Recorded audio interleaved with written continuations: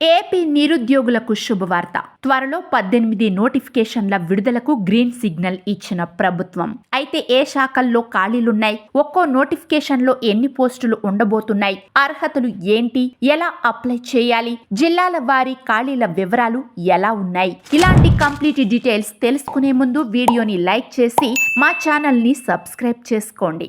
రాష్ట్ర నిరుద్యోగులకు సర్కార్ గుడ్ న్యూస్ చెప్పింది. త్వరలోనే ఏపీపీఎస్సీ నుంచి భారీగా జాబ్ నోటిఫికేషన్లు వెలువడనున్నాయి.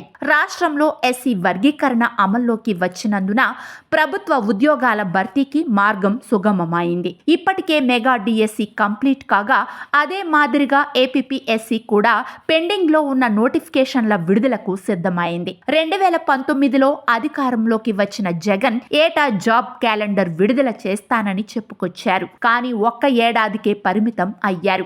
ఒక్క గ్రామ వార్డు సచివాలయ ఉద్యోగాలు తప్ప ఇతర పోస్టులను భర్తీ చేయలేదు.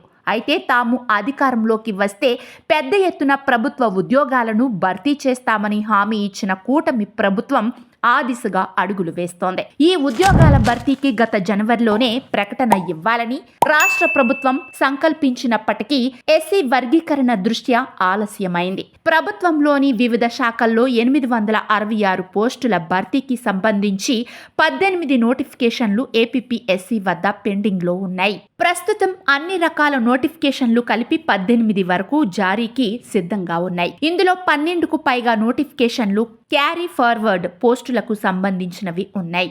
అయితే పోస్టులు మాత్రం చాలా తక్కువగా ఉన్నాయి. జిల్లా సైనిక వెల్ఫేర్, వ్యవసాయ అధికారి, executive officer, technical assistant, draftsmen grade 2, horticulture officer, assistant inspector notifications రాబోతున్నాయి. వీటితో పాటు royalty inspector, assistant motor vehicle inspector, assistant engineer, assistant executive engineer, hospital welfare officer, junior assistant cum typist పోస్టుల భర్తీకి సంబంధించి వరుస నోటిఫికేషన్లు వెలువడనున్నాయి. రాష్ట్రంలో ఉన్న మొత్తం పరీక్షా కేంద్రాల లభ్యతను అనుసరించి రాత పరీక్షా కేంద్రాలను ఖరారు చేస్తారు. ఈ తేదీలపై స్పష్టత వచ్చాక నోటిఫికేషన్లు జారీ చేస్తారు. మొత్తం 18 నోటిఫికేషన్లలో ఒక నోటిఫికేషన్లో 4 పోస్టులు ఉన్నాయట.